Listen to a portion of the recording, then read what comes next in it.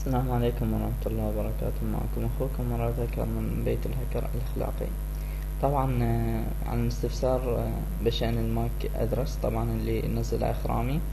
السلام عليكم أخواني، بدي طريقة تغيير الماك أدرس ويندوز 8. طبعا نزلت البرنامج هذا بس ما نفع معاه، فهو طلب من عندي إنه يغير. حاولت أغير يدوي، ما في خيارات من ماك أدرس من خيارات الشبكة. طيب يا أخي نروح على ماي كمبيوتر. بعد ما نروح على كمبيوتر ندوس مانج. بعد ما تدوس على مانج طبعا راح تفتح لك هذه الصفحة. نروح على درايفر، على درايفر مانجر، فراح تفتح لك هاي الصفحة. نعيد. بعد ما تفتح هاي ماي كمبيوتر مانج طبعا راح تظهر لك هاي الصفحة. تروح على درايفر مانجر، راح تختار هاي طبعا هاي الخيارات. تروح على نتورك. بعد ما تروح على نتورك راح تختار هذا الخيار اللي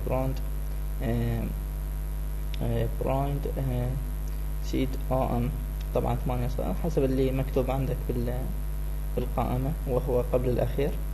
طبعا راح تعلم عليه دبل كليك مرتين، راح تدوس عليه خيارات دبل كليك مرتين، فراح تظهر معك هذه الصفحة. راح تظهر معك هاي الصفحة.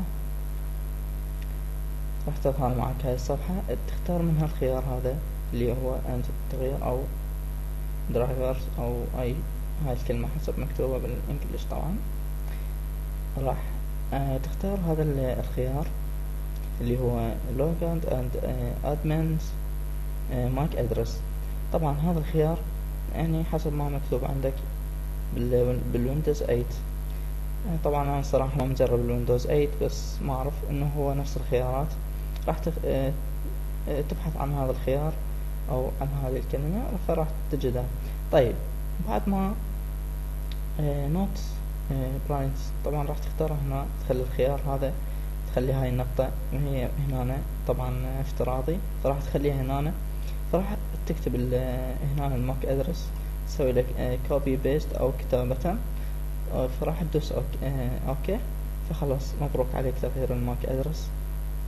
كان معكم من بيت الهكر الاخلاقي مراد هكر. تحياتي للجميع.